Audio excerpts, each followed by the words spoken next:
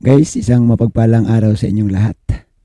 Shout out po sa lahat ng ating mga Jumcar supporters, Joynatics, EDC and Mikris supporters. At siyempre ang supporters, ang community ng Team Kalingap.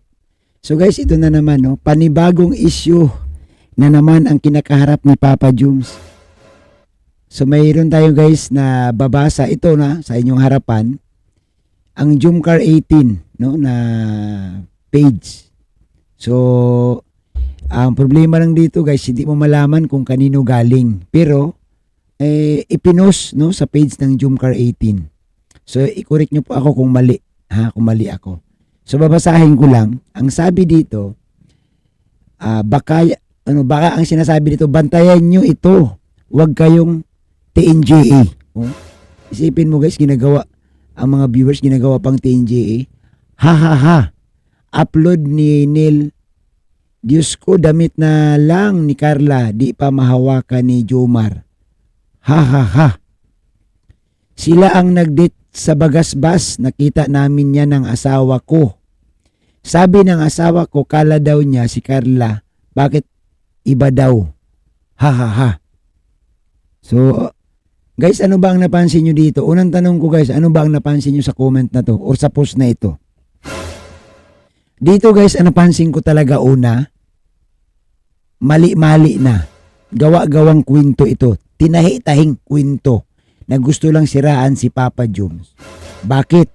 Tingnan nyo guys sa pinost nyo. Unang-una, mali na yung kanyang salita. Bantayan, bakayan. May salita ba talagang bakayan? Ha? Oh. Diba? So, sabi dito, may pang-asar pa siya patawa-tawa pa siya. Ha ha ha. Sila ang nag-date sa Bagasbas.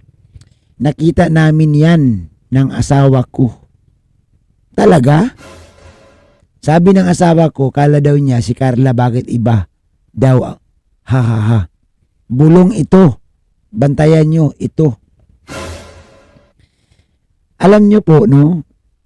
Kung ikaw man lang tatae, makinig ka, baser. Kung ikaw tatae, sigurado ako hindi ka tatae dyan sa lugar mo. Kasi mangangamoy ka. Diba? Kung ikaw ba ay dudumi ka dyan sa likod ng bahay mo? Siyempre hindi. Kasi sino unang makaamoy? Ikaw. At pangalawa, maamoy ng kapitbahay mo. Kung ikaw ay magdudumi, kung ikaw ay magkakalat, siyempre piliin mo yung lugar na wala nakakilala sa'yo.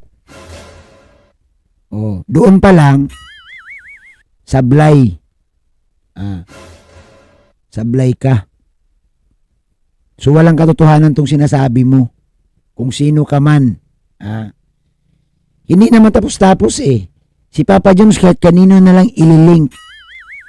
Naalala ko dati, si Diwata nadamay pa.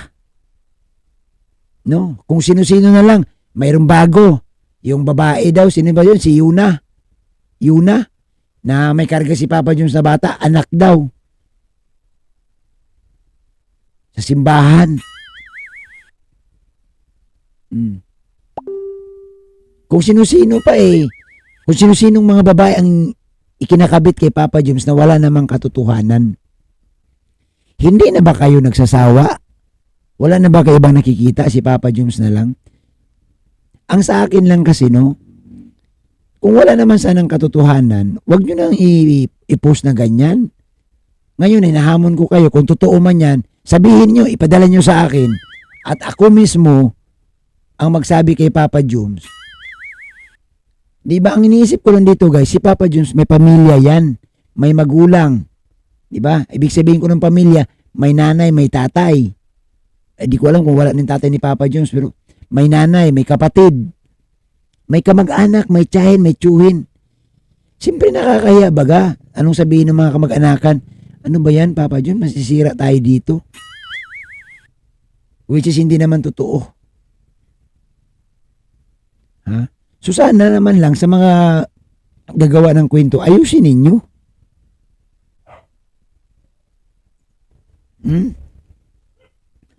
Ayusin ninyo. Sino susunod? Kanina nyo ililing si Papa Jums? Baka naman ang naisip ko lang, pag bumili si Papa Joms sa isang department store at inasikaso ng sales lady at nakita ninyo ang dalawa na nag-uusap at nakangiti si Papa Joms at nakangiti yung sales lady, ang sasabihin nyo na naman, ayan oh, si Papa Joms may bago na naman. Inuunahan lang kita, ate, sa pagkamaritis mo. Wala na wala nang katapusan. Pero sinisigurado ko sa'yo, no, itong paninira ninyo kay Papa Joms, paninira nyo kay Carla, paninira nyo sa Jumcar, hindi man kayo magtatagumpay. Hindi kayo magtatagumpay. Kasi ang gusto nyo lang kasi, sirain ang Jumcar. Ang tagal na yan. 94 episode na nga ni sino bang love team ang umabot ng 94 episode? Wala pa. Only Jumcar. Tapos sisirain nyo na lang? Hindi, masyadong ito. Ito gawa-gawa na lang. Lahat ng makakausap ni Papa Joms, ililing. Kaya si Papa Joms nagkakatruma na ayaw nang dumikit kay Tanino. Kasi ang madikitan ni Papa Joms ang makausap at makita, hala, si Papa Joms may kausap. O ikukwento doon sa isa. Alam mo, nakita ko si Papa Joms may kausap doon sa tindahan. Nakangiti at masaya siya. At yung babae masaya din. Palalabasin na naman. Nag-date. Dito pa lang guys, no? Ito pa lang ang kwento niya. Dito ako nag-alma na. Nag-date sa Bagasbas. Nako. Si Papa Joms madala mo sa Bagasbas? Kung gagawa si Papa Joms ng kalukuhan? Kung magdi-date si Papa Joms sa Bagasbas pa ba? Di ako kung mag-date ako, daling ko sa malayong lugar. Sorry. Daling ko sa malayong lugar na wala nakakilala sa amin. Daling ko doon sa Masbate. Saan pa ba? Kaso lang marami ring fans ang Jumcar doon Daling ko sa Iloilo. Nako, lalo sa Iloilo, marami din. Saan bang lugar dalhin? Daling ko sa sa isla. Sa isla guys, ang tao walang mga cellphone. Para walang maritis doon. Di po ba? Ano ba ang pinupunto natin dito? Huwag nyo namang gawin ng hindi totoo. Ibig sabihin, sana kung may magkwento kayo, yung may katotohanan naman. Kagaya nito si Marian. Anong sasabihin ni Marian dyan? Siyempre mahiya yan si Marian kasi kaibigan ni Carla yan si Marian. Baka mamaya si Marian may ilang na makipagkwentuhan kay Carla kasi nasasabit siya sa issue. At saka guys, konsiderasyon naman, mga nag-aaral ito. Si Marian, si Carla, mga nag-aaral yan. Sana naman, mahiya naman kayo. Mahiya naman kayo guys. Nag-aaral yan sila. Kung sa inyo kaya gawin yan, anak nyo kaya, sige. Ang anak nyo, ilink nyo kung kani-kanino, ano kayang gagawin mo? Baka maghurimentado ka ate. Ate. Alam ko, marami pa to. Hindi man to tumitigil. Hanggat ganito ka sulid, ganito ka tatag, ganito ka tibay ang Jumcar, hindi to titigil mga to. Kasi either lang, binayaran kayo para manira or may gusto kayo kay Jumar. Oo, may gusto kayo kasi gusto ninyong siraan ang Jumcar. Ano ang pakay ninyo? Aminin mo na ate, i-post mo dyan. I-post mo dyan sa Jumcar 18, sabihin mo dyan na, hindi, binayaran ako kaya gumagawa akong kwento, nagtaytay ako ng kwento. Diba? Ano bang gusto lang natin ipaabot? Huwag naman masyado na kasi nga, ang iniisip natin dito, si Papa Joms hindi man yan solo lang Kumbaga, may mga kapatid dyan, may mga, nung pagpunta ko nga sa lugar nila, nakausap ko yung mga tsuhin, nakausap ko yung mga tita, tsahin niya, kamag-anak, kapatid.